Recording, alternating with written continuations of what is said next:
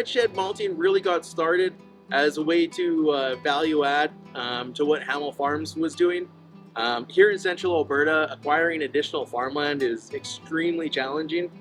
We had tried, we'd placed some bids on some land, and we put in bids at full price with no conditions, and still didn't get the land.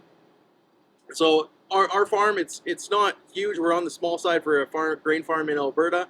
It's enough for mom and dad, but it wasn't enough for my brother and his family and me and my family to come back and join the family farm as well. So this value-added enterprise is really a key way of ensuring the stability and future of Hamel Farms. Um, so when we first got started, our first customer was Alley Cat Brewing in Edmonton. They're just a brewery with a great history, real pillars of the Alberta craft beer scene. And so we had, a handful of products that we went in there. We were nervous as hell. We sat down with Neil and the team and had them taste some of our roasted malts, and it was great just to see them tasting the malts and smiles on their faces, wheels turning in their head, figuring out how they're going to use this. They settled on doing a special beer featuring our biscuit malt. They made a Scotch ale out of it. That was really good. From there, then we did another seasonal that used all Red Shed malt, and eventually we got into some of the core products. And that's really a kind of progression that we see with other customers as well. We definitely have to earn their trust. There is a real wow moment for them the first time they open a bag of our roasted malt with the freshness and everything. But they need to know that we can produce this great quality malt consistently, and they need to trust it enough to build beers around it. So it's been awesome just growing with the Alberta craft beer industry. And Edmonton is just a great example of that. They had a couple of the early breweries, and we've seen them continue to grow along with craft beer in Alberta. And the industry is getting a little bit saturated now. You have to have great beer. You have to have an exciting place to bring friends and family, and probably some good food in order to be a successful craft brewer now. But we've seen Edmonton rise to the challenge. Just in the last few months, we've had some awesome breweries open. Polyrhythm certainly being one of them. Asymmetrical Brewing, and Ale Architect, and just absolutely making great beers, and happy to be working with some of those breweries. We love continuing to see the industry grow. We love the passion. We love that there's still talented brewers. Chelsea at Polyrhythm Brewing, she's a longtime home brewer, been using our malt for years. She was on one of the first tours that we did out here at Red Shed. And so to see her finally have her own space and be able to share her beers more widely is super exciting. And then we got some other places that are really doing some unique stuff, like Blind Enthusiasm, Doug and Greg and the team there. They are really going to put Edmonton, Alberta on the beer map worldwide. Just making some fantastically innovative beers, blending some old world tradition with new world technologies in ways just to create consistently exceptional beer. We're happy working with them, selecting grain varieties and tailoring our production methods to make sure that they have products that they're excited about and that are worthy of their fantastic beers. So lots of the breweries are claiming, drink local, which absolutely we're fantastically happy to get behind. But back when there was 20 breweries in the province, drinking local just meant drinking from the brewery that was the closest proximity to you. But now that there's a lot more breweries, a lot more choices for consumers, what being local means is getting there's more layers to the onion, and certainly sourcing the ingredients is a key component of that. So we're super happy to be working with lots of local breweries. Most of our product is still being sold here in Alberta, so we're happy to use the story of Hamel Farms and Red Shed Malting and be part of the marketing program for these breweries. It's obviously way more sustainable. It's really neat when we're able to grow the barley, malt the barley, and have that brewed in a very small radius. The food miles are next to nothing. There's just huge sustainability wins. I've been quoted as saying that craft beer is saving the world, and that's because Alberta is the best place to grow barley, but barley still needs to compete with other crops to be grown on the farm, and so drinking craft beer uses more barley to make the same amount of beer, and it just helps it be a more sustainable for farmers to be planting that crop and extending those crop rotations, which is good for everyone.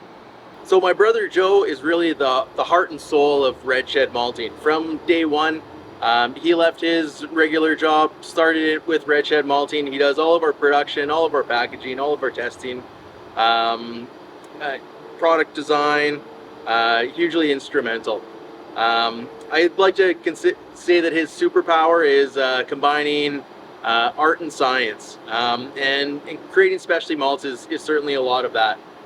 With the malt roaster, you got your recipes, but then you need to respond to the outside environment as well. So different ambient temperature and moisture levels, all that can influence how quickly the malt's roasting. And then you need to be testing the color while it's in process, and you need to stop it and get it into the cooling tray as quick as possible, and estimate how much that color is going to drift. So doing all that and getting a consistent product takes a lot of skill and a lot of experience, and my brother's got that, so we're very lucky to have him. Joe's wife, Daylin, she does lots of our marketing and branding. Her sister helps out with some of that as well, who's a graphic designer out in Vancouver. And Daylin does all of our social media. So we're really proud of our social media. She does a great job telling the story, educating people about farm life, malting, why craft malting is important, and how to use our products in exciting new other products. Mom does all the bookkeeping. Dad is the farmer and the jack of all trades, and I'm out there pounding the pavement trying to generate sales and kind of setting some general business strategy. My wife's now helping out a little bit with production, and we're excited to get her more involved all the time as well. So I say that Alberta is the best place in the world to grow barley. Other people might disagree with me, but I will stand by it, and we can provide some numbers to kind of help out.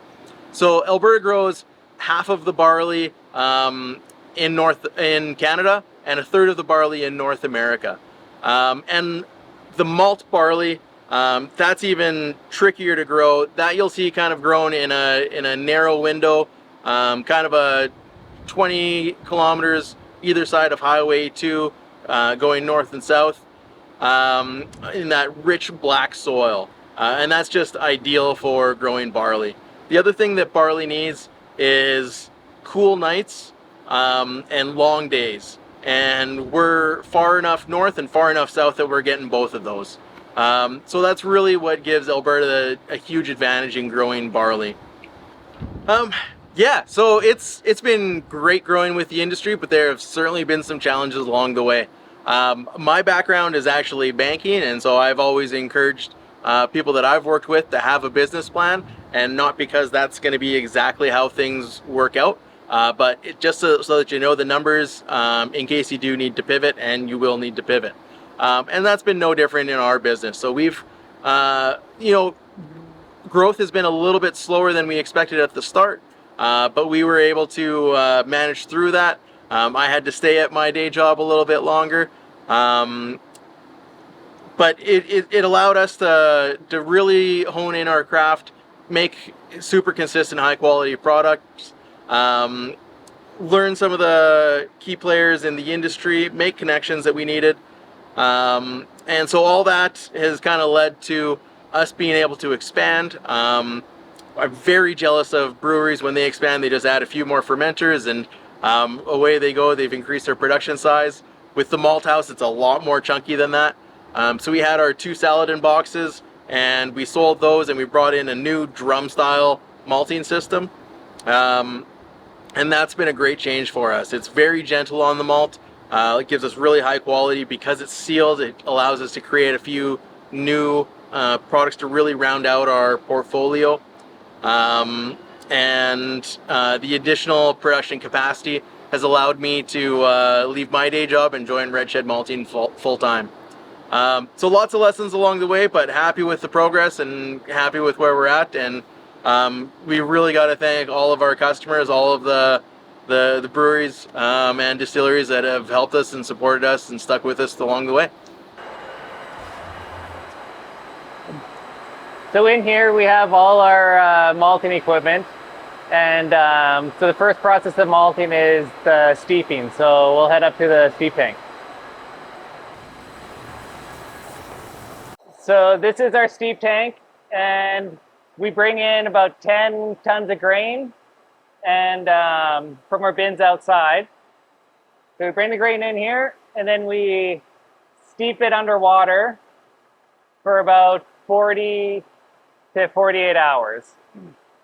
So in here we're trying to bring the moisture from the grain from about 14% moisture back up to about 44%. And that naturally starts the germination process. So once we reach that level, then we can transfer out of the steep tank and into our drum, which is behind us here. Our germination drum, and we transfer out of the steep tank, out the bottom, up through the pipe, and into the drum. Yeah, so in the drum, this is where we germinate the grain. So we stay in here for anywhere from 4 to 5 days, letting all the starch and enzymes develop that are required for the brewing process. So once we're at that final stage of germination, then we can transition into the kiln phase, and we kiln inside the drum as well. So we just turn off all our fresh air and turn on the hot air to start drying it out. And the kiln takes about another 24 hours. And the final 4 hours of the kiln is where we can kind of adjust the temperatures and develop the different flavors and colors into the base malt that we want.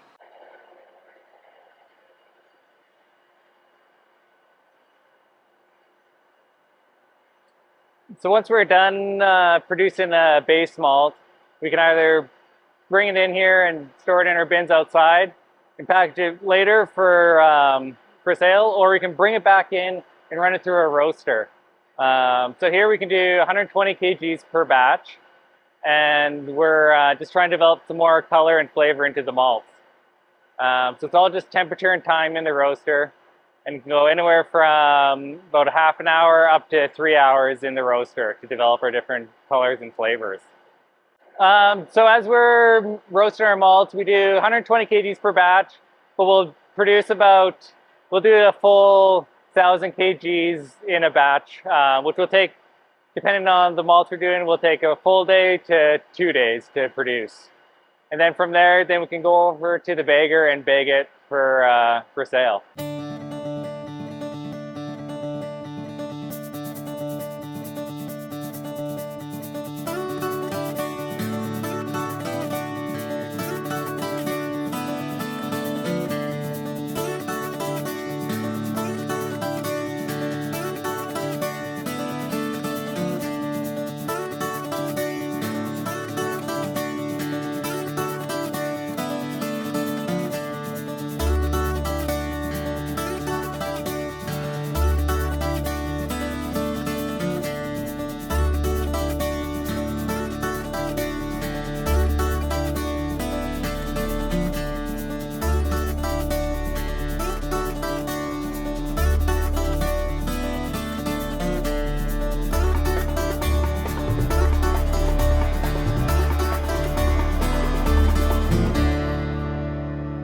Yeah, so to develop all our recipes on our roaster, we had a mini roaster where we could do 1 kg per batch at a time. So to develop all these recipes, we worked off of that, and then we could scale them up from there. But now that we have our recipes dialed in, we don't have to do the test batches quite so much anymore. So in here is our lab. This is where we do all our testing post-production. So we can test moisture, color, extract. We do sizing of all the malts. Then we can send all that info back to the brewer so they can develop their recipes. And then in here, you can see all the different malts we're making. So our top row is all the malts we're producing out of the drum, and the bottom is all the malts we are producing in the roaster. So this is our chocolate malt here. It's a nice chocolate brown color. And then some of our lighter roasts down to our biscuit. It's kind of a nice biscuity yellow. And you get all that nice bready breakfast cereal flavors out of that as well. Yeah.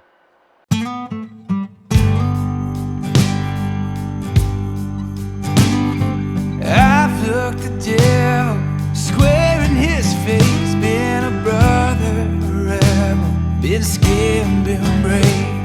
I do all I can to try and get home, but I can't make a promise on what I don't know.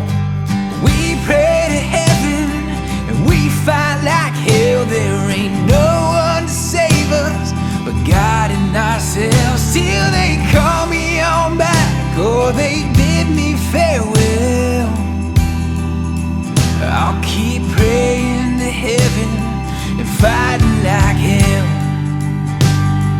I'll take my chances and cash them all in if I've got any left after where all I've been. I chose this life and I choose it again. Father, forgive me for all of these sins. We pray to heaven and we fight like hell. There ain't no one to save us but God and ourselves, till they call me on back or they bid me farewell. I'll keep praying to heaven and fighting like hell. God, if you see me, I'm down to a breath, but they haven't beat me until I've got nothing left. Yeah, and I've seen enough evil to test all my faith, been held to the fire and walked in the flames. Call me a sinner, or call me a saint, but I'm all out of mercy and all out of grace. We pray to heaven and we fight like hell. There ain't no one to save us but God and ourselves, till they call me on back or they bid me farewell. I'll keep praying to heaven and fighting like hell, till they call me on back or they bid me farewell. I'll keep praying to heaven and fighting like hell. I'll keep praying to heaven and fighting like hell.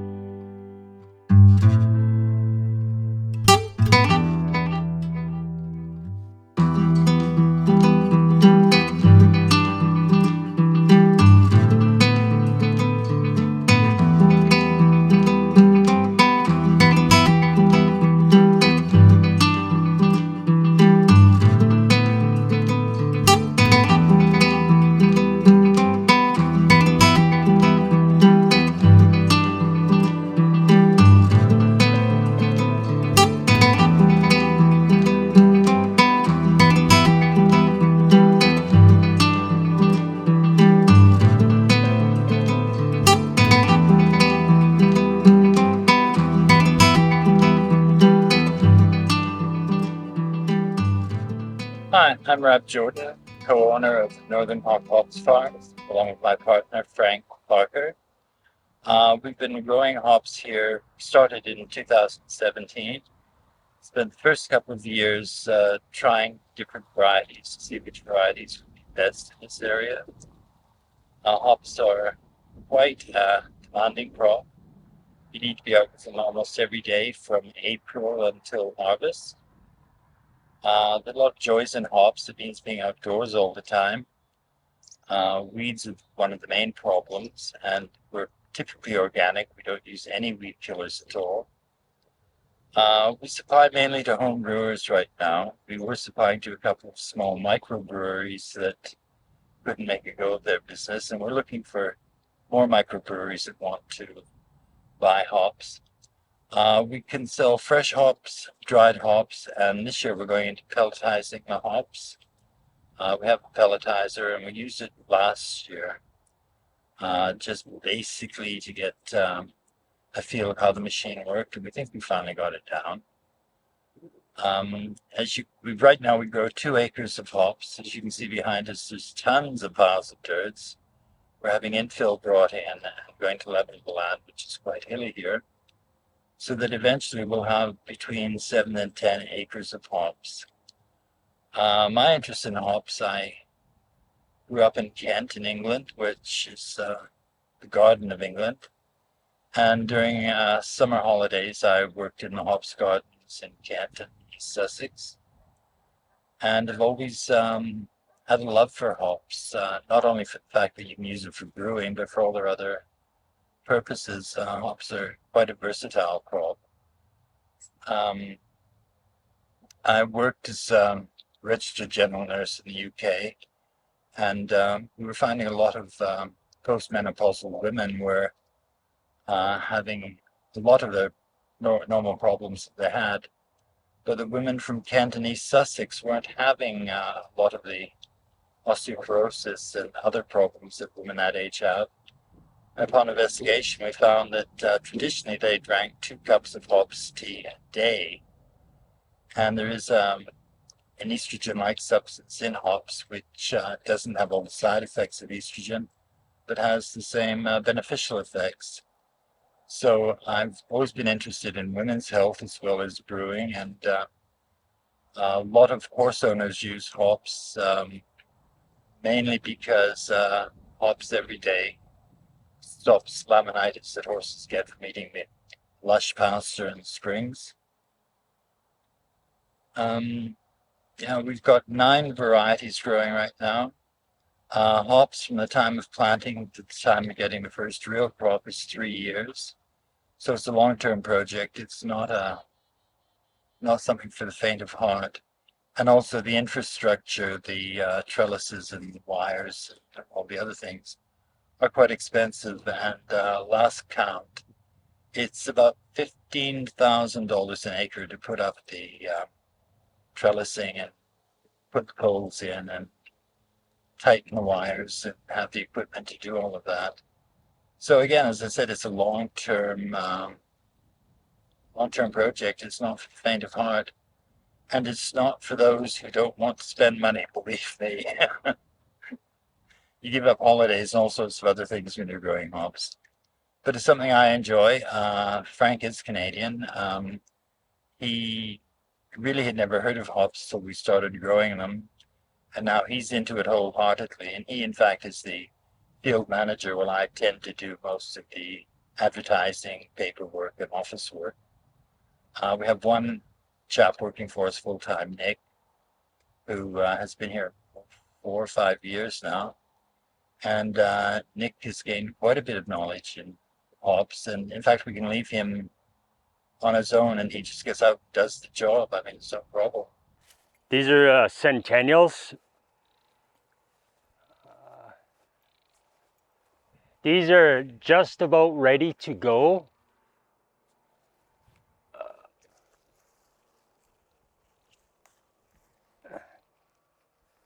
And what you're looking for,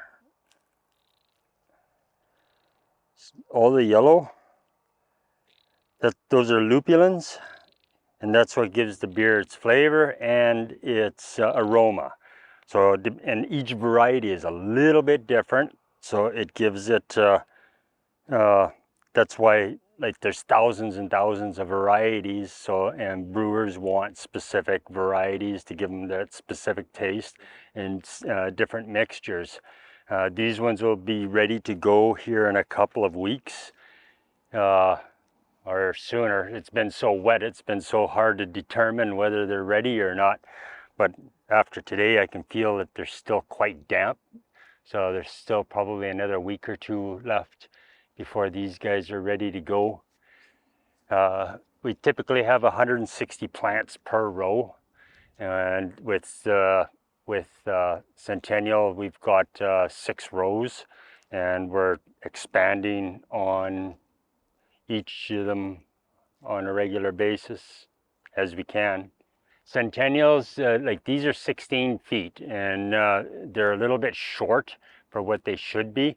The Willamettes, Chinooks, and Cascades, they will get well over 20 feet in height and still produce quite well. A lot of ours are doubled over and makes it look really nice though. But it makes it a little more challenging for harvesting because we got this great big bundle that we need to try and feed through the machine to get them going. So, but we make it work. There is no insurance for hops.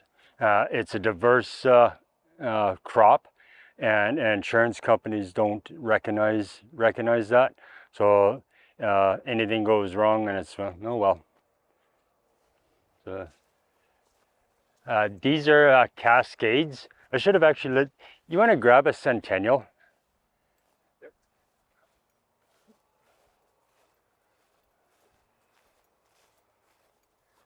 Oh yeah. So I should have let you actually smell them because there's a big difference in smell. So if, and the Centennials will get, Cascades will get about yay big. So these have a little ways to go yet. I just needed one. You want to smell that? Oh. Yeah, it's nice. And now smell that. Oh, by the way, if you get stopped by the cops, they'll ask you about weed because it smells like weed. It's a bit more flowery. Yeah. Yeah. And each one has a little different aroma to it. Yeah. Each one looks a little bit different. Like these are Willamettes. So the flower is just a little bit different than from what the Cascades look like, but kind of helps identify them a little bit better. The Cascades are really bountiful. You can get about 2,300 pounds per acre. Chinooks and Willamettes are a little lighter. They're in around the 2,000. So it's, but Cascades seem to be the ones that most people want, and I think that's what we have the most of for variety. Yeah, everything gets cut down, regardless. Like 2 years ago, we got infested with spider mites, and it totally ravished everything. So by the time we discovered it, figured out exactly what it was that was creating the issue, and got anti-bug for it, it was too late. It totally destroyed the entire crop. So another loss. So now we do a lot of precautions of it. We bought over the years about 20,000 of these bugs, and they don't just eat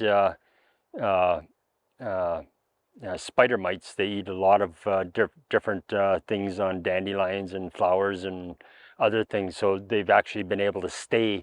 Ladybugs are really good too, but they don't like the heat. Yeah, we try to use as much organic stuff as we possibly can.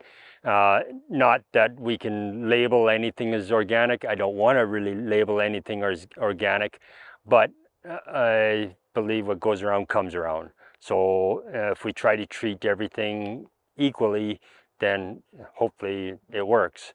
So these are Chinooks. Chinooks are my favorite for smell.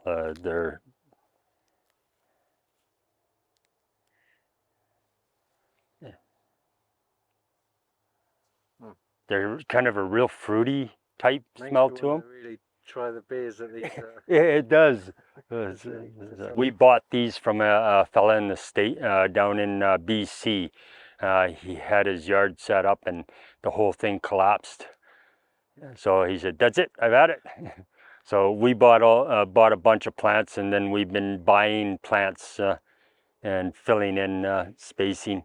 There's actually behind this row, there's actually glaciers that we put in last year, but we didn't string them up so they could focus on getting root bound or getting the roots in versus trying to get something off of them and have for them to fight. And so these ones here, these are Columbus. They've never really done well here. Like this was an entire row, and this is all that's survived here. So they should be hardy enough now that we can take rhizomes off of them and start building off of that. Some species don't like the cold. And like last year, winter kind of settled in, the cold settled in real fast. Then it warmed up. By then, we've drained all our water lines and whatnot. So we went like 3-4 weeks between where it turned cold to it warmed up, and there was no moisture. So I said, "Oh, are we gonna pay for that?" But they came back and did pretty good so far.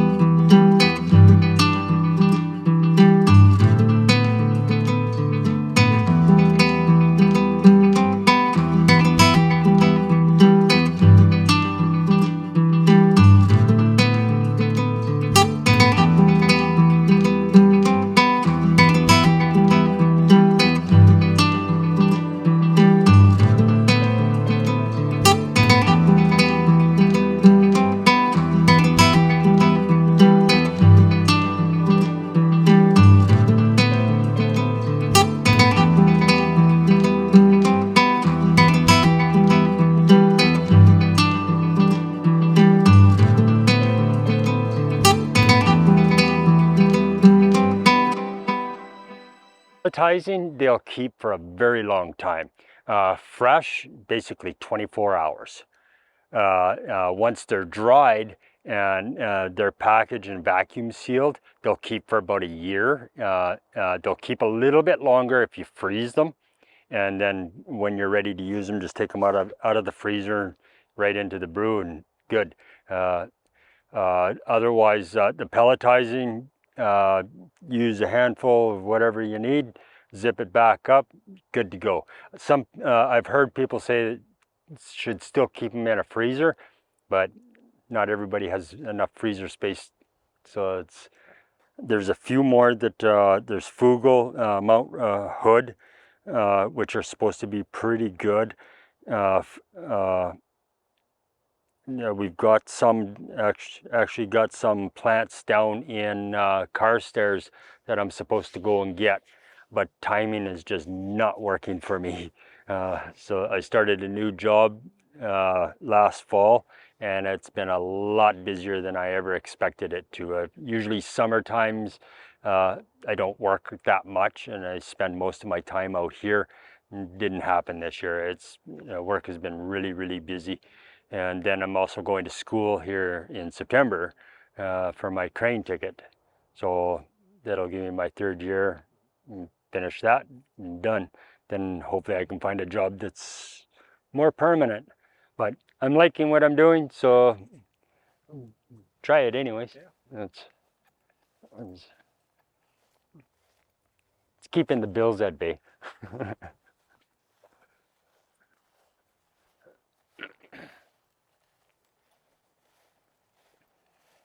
We've got a shallow well here, and this is our pump house that we keep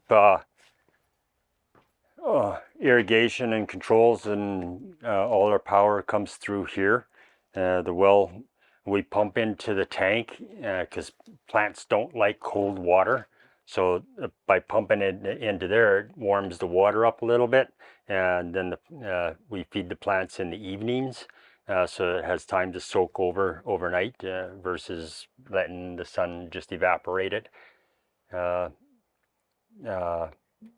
This will all get upgraded as time goes on, but so this is our harvester. Had it for what, 4 years now.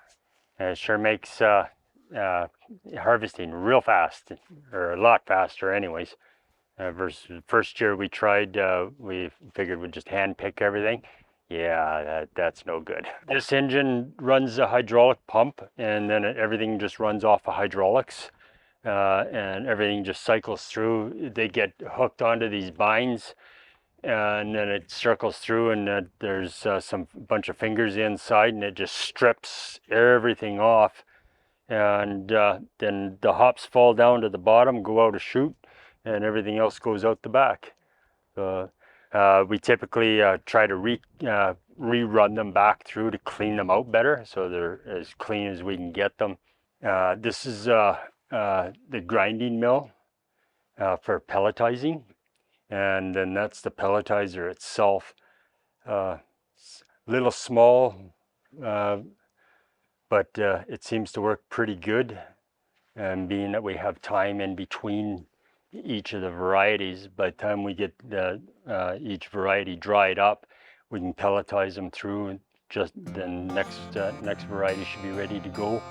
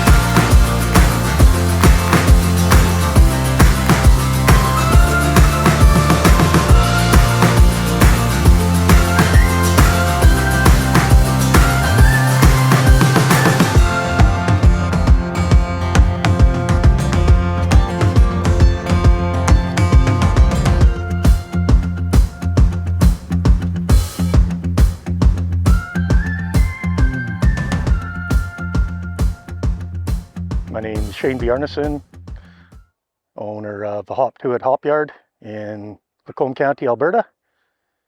And we grow hops in this area. This is our 6th year of doing this. And been a pretty good year. Got beat up by some hail this year. That's always a struggle in this area.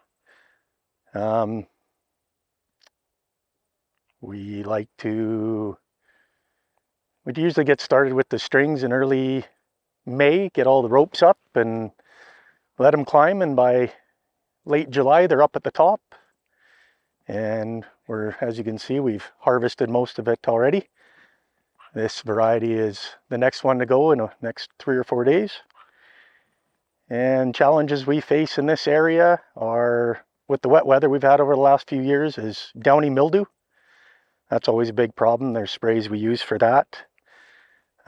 Predatory mites we use to get rid of anything that gets on there and starts eating the plants. They'll eat them pretty quick.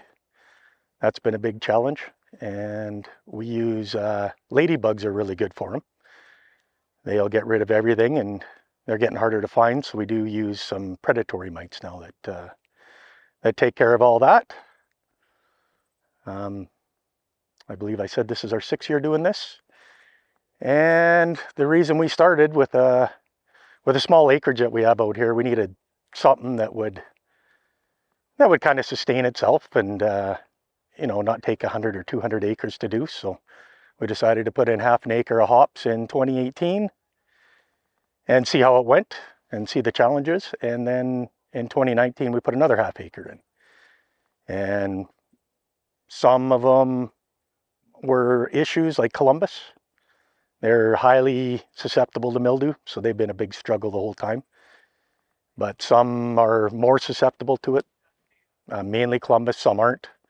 And that's why the rows are staggered in different varieties, just to get the mildew kind of trapped in an area. And another reason we did it is we love the industry, the beer industry, seeing it exploding with all the microbreweries around. So we decided it's a good time to try growing hops. We're zone 3 out here, which is actually a really good climate for growing hops. And yeah, it seems to grow good. Some years are better than others. Everybody's got challenges. We do talk to the majority of the hop farmers in the area and bounce ideas off each other, what works, what doesn't work. And it's been good. The hop association's been good for helping everybody out. We try to get together once a year. COVID kind of hurt that for a bit, but we like to get together and bounce ideas off each other. So the trellis itself is 18 feet high. They will grow higher. You need them to stop growing so they start producing out the side. Yeah, you can either start with a rhizome, which is just a cut off of the root. You can plant them in the fall and you'll get some success at growing them that way. We put in live plants. This variety here we bought out of the Northern Hop Girls. We bought live plants. They were about 4 feet tall when we got them. And then we put those in. These and the Centennial we got off the girls up north. And then the other ones we got out of Ontario. And we just got them as little tiny plants. We haven't used rhizomes. We did the actual plants and we had more success that way. A little more of a cost, but we found we didn't lose as much plants.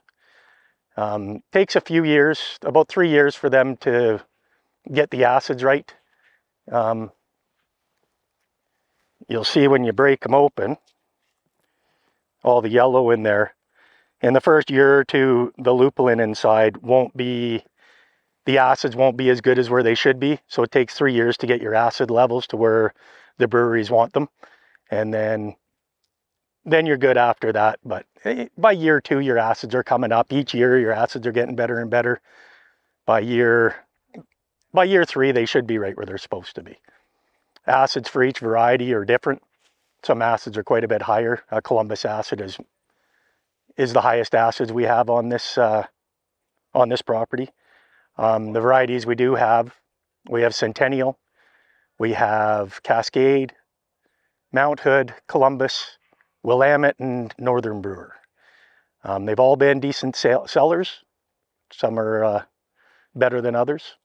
And we actually got lucky that we just did a large beer with a client, and it's a fresh hop beer.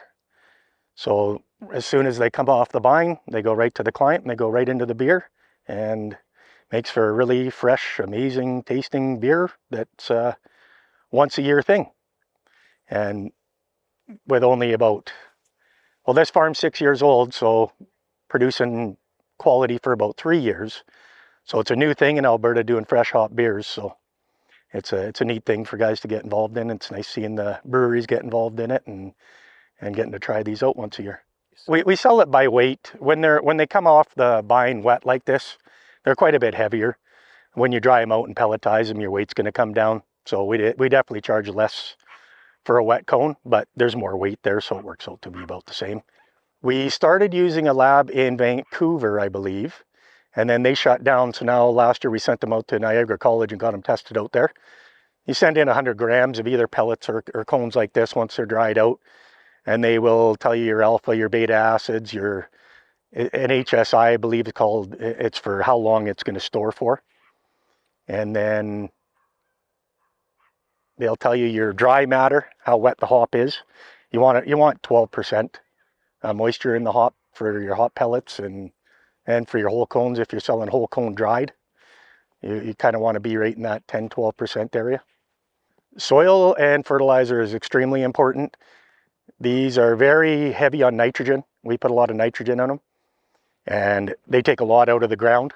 So we hooked up with a company, Best Farming Solutions, up in Edmonton, and they helped us out with ground spraying. They got some stuff up there that's amazing to put what we need back into the ground. And then you got to do your soil tests at the end of the year to see what's been sucked out, and then get a plan together for the following year for spraying and get everything back in the ground. There's, I believe they're called spider mites that get in these, and they'll kill a plant in days. It's amazing. We had a few on against the house there for a bit, and we went out to the lake for a few days and came back, and they had been in there and just destroyed them in days. So, like I said earlier, we love using ladybugs. We don't like using chemicals. Ladybugs have done a great job of keeping them out of the farm, but they're getting hard to find because I believe it's a heat wave or drought going on in California where they come from. So we use BC Bug Lady and get predatory mites to take care of them, and never had an issue. Wow. In the spring, you'll put the ropes up, and each rope has to go up, and we just drive the trailer up and down and have guys up top tying the ropes. And then you gotta, as they start coming up out of the ground, they grow, sometimes they'll grow a foot a day. So as they start coming up, you'll have to get them trained on, and they always have to be clockwise. Don't ask me why, because I don't have an answer for that one. And once they get up a few feet, then they'll grow up on their own.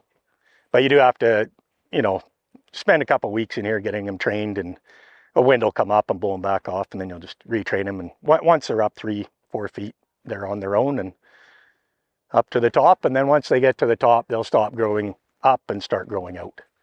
And then when they start burring, what ends up becoming the cone, that's where you cut out all the nitrogen and put other fertilizer in and start developing the cones instead. Extremely important to keep the bottom of the plant clear. As the mildew will come in, it'll start on the bottom and start coming up. This is the messiest the yard's ever been. I haven't had enough time being at work all the time, but we do have fabric down, and we usually mow in here quite a bit, but had a bit of a mower breakdown. So on the season that you've had a very wet year, you'll have mildew problems. On a real dry year, you got to pump way more water in. And every year has just been a different year in Alberta here lately, and it's always been a struggle you got your best case guess of pounds you're going to get out, but when you get a hailstorm coming through, it's a guessing game. When we don't get beat up with hail, we can expect the poundage. Quality is what we strive on. We'll get what we get on weight, but quality has always been very important. And Janelle ended up taking an agronomy course, so she knows everything about the hops, and spent a lot of time and research doing all that, and that's why we've had success with quality. The acids are right where they're supposed to be, and that's what I believe a client's looking for. I've had lots of clients out here, and they see the process, and everything's gone through by hand, and anything that doesn't look right, we'll toss to the side and make sure there's no leaf in there, and then you're getting the quality there. And we've had quite a bit of feedback on the quality here, and it's been really good. We've actually had great feedback. We haven't heard any complaints. So Yep. The best way to tell when they're ripe, I know these are cascades and they're pretty small, is they'll get paper mache feeling and crinkly. And when you split them open, when you grab them like this, you want them to split right down the bind there, or right down the middle, and then you'll see all the yellow lupulin in there. That's where your acids and your flavor will come from.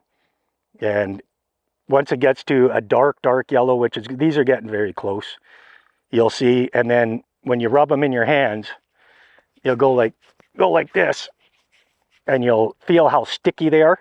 And then you can smell. You don't want a green smell, like they're not ripe when they're green smelling. You want like these will be a little bit maybe citrusy, and I got varieties out here that are earthy, but you can tell you'll have about a 7-day window to harvest these once they're ripe. And when they get overripe, you'll end up into an oniony garlic smell, and I don't think anybody ever wants that in their beer. So it's nothing fancy about how we harvest them. We just cut the bottom of the plant off.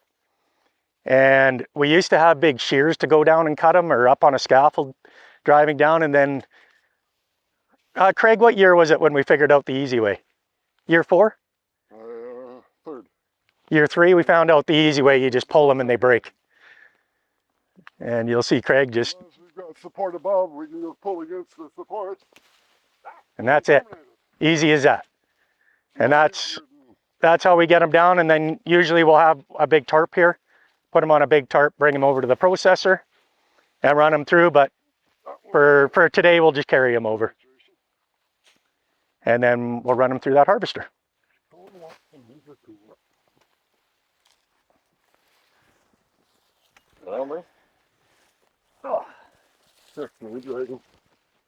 So this is the hops harvester. Pretty simple machine. If you look in through the back, they'll get hooked on the chain, and then the chain will run through and pull the plant through the picker bars up there, the picker fingers. And as the plant comes through, everything will come off and then land on the dribble belts, and the hops will roll down the dribble belts into the bottom belt, and then all the garbage comes out the back. Then they'll go in the final conveyor there and out the side. There's several different units of these things. Some come PTO driven, some come with an electric motor, some come with a gas motor. And this is the tractor driven one. So it will get a little noisy. And we'll run a few plants through.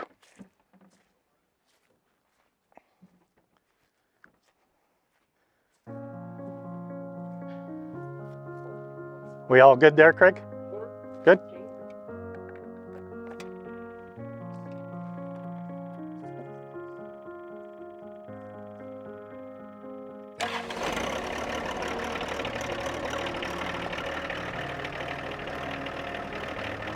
Ready?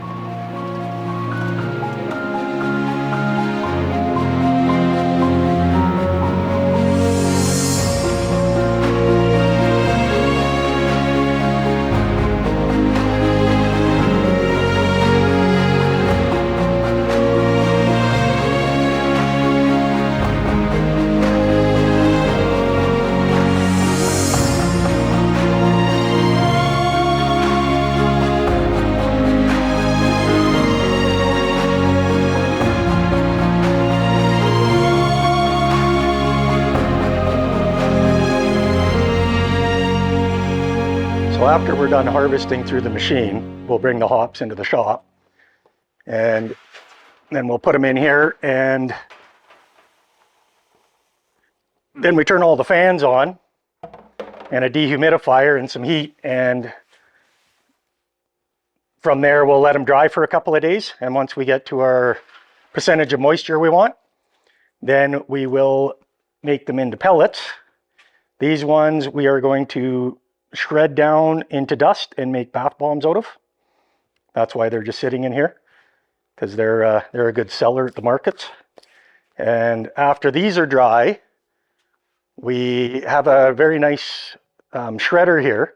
And what it'll do is you dump the hops in the top, and then there's some shredding blades in here, and then everything will go into the barrel. There's no dust or anything. It's actually a really nice clean machine. And then once everything's in the barrel there, and that's full, we run them through the pellet mill. And we got this out of the Czech Republic, out of Elf Pellet Systems. And it's just been a fantastic machine. Our friend Paul up in Edmonton, he hooked us up with this, and we took delivery of this a couple of years ago. And this is the pellet mill itself. So you can put a little bit of water in if you need to get some moisture in there to make the pellet. And then there's a table, a shaker table that usually sits here.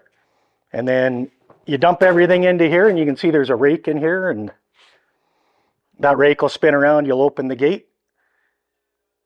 And then from there, it falls down into the pellet mill itself, and the pellets will come out there.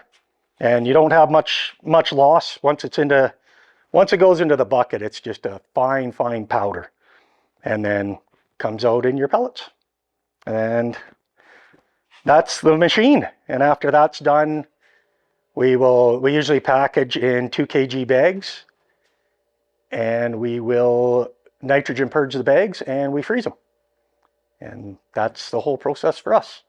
And then sell them and go enjoy a beer.